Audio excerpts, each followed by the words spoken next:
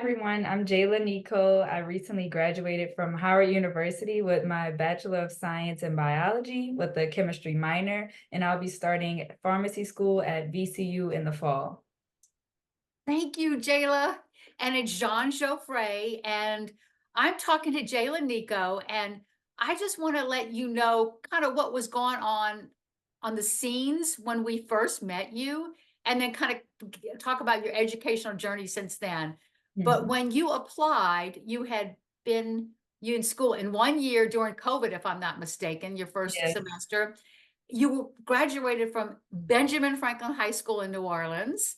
Yep. And you were a legacy winner with one of our dearest graduates from the Adult Education Center, your aunt, Joyce Newman. So you were like a trifecta to us, kind of getting you into the extended family. Thank And you have been such a pleasure to follow throughout these years while you were at Howard. So tell us about applying, going to Howard, and being so far away from home.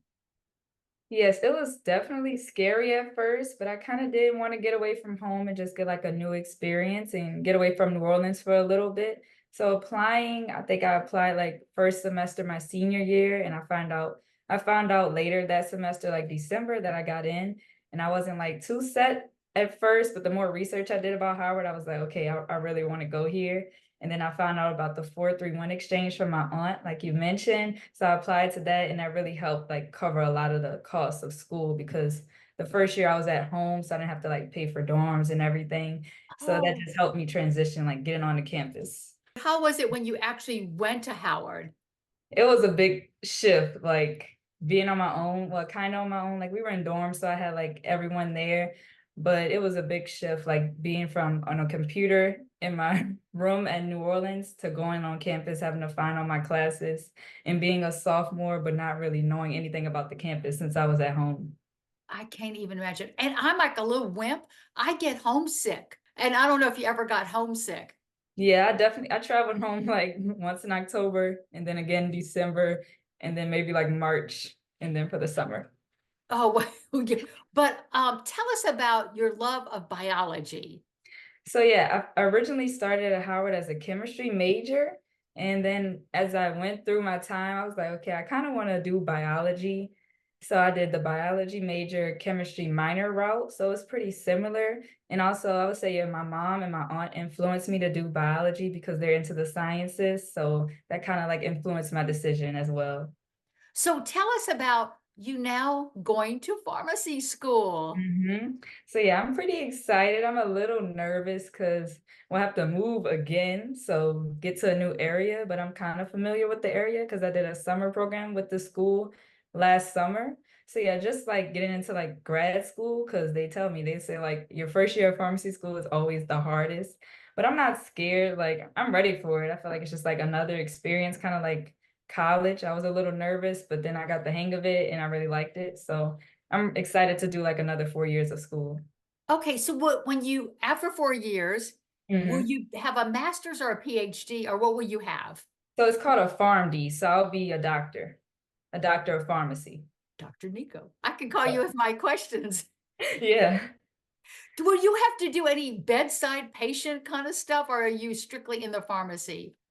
I think this I know that school in particular, they make us do like clinics and stuff so we can like interact with patients. I think it's like maybe like some Saturdays we do like community things with the community and the populations of Richmond. So I'm Richmond, excited for Virginia. that. Yeah. I may have told you that we do offer lift scholarships annually to you as you start your pharmacy program. So when Mm, that comes out, fill out I that will application apply. again.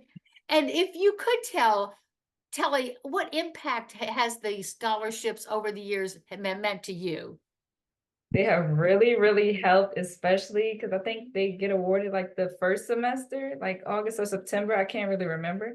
But especially when class starts, I have to buy like access codes for the Yeah. websites we use, especially the science and the math. And then we have to also buy textbooks. So if I can't find a free textbook, that money, it really, really helps, especially for the access codes, because I'm taking like maybe 6 classes a semester and I probably have to buy like the websites for 4 of those classes, and they're about $150 each. Oh, So it really, yeah, it really helps at the beginning of the semester. and what do you get access to? The books, or you get the notes, or what do you The get books, access? and then we have the homework is online, so you need, like, access to the website. If you don't have it, you won't be able to do, like, the textbook or the homework. Okay, Jayla, that's a So they lot of make us get it. fees. Yeah, they make us get it. I know. Oh gosh, well, we are happy to help you, whether it's Thank access you. codes or whatever you need. And Mhm. I want to just before we kind of end up, I want to talk to you about your Aunt Joyce. And Mhm. she is one of the graduates of the Education Center. She was one of the 431 graduates.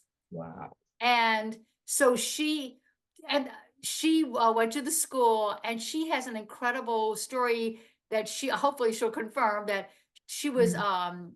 on welfare, and she went to the welfare office and said, I don't want to be on welfare anymore. I want to get an education. And she went to the school, and she said it changed her life. And I don't know if hopefully we're making a little difference in your life.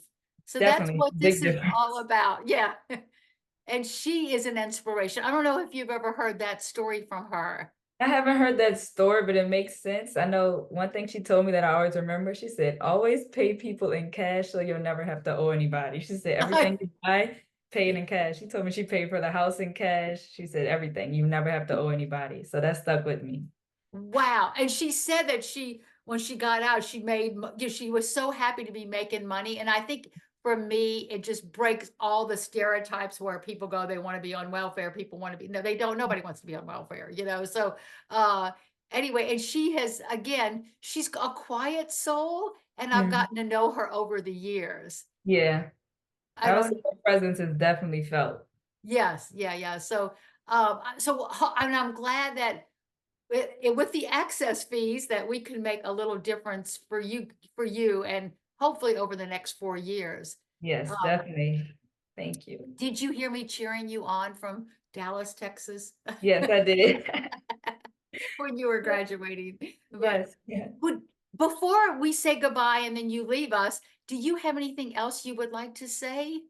I would just like to thank y'all for always checking on me every year and supporting me throughout my 4 years away from home at college, because sometimes it can get lonely. So it's nice to always like have those exchanges with you all. So thank you again.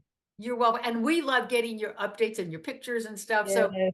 yeah, you are part of our extended family. So, thank you so much, Jayla. Thank you for the opportunity as Yeah, well. and I will be in touch with the lift application. Okay. All right. Thank you. Okay, thank you. Bye, Jayla. Bye.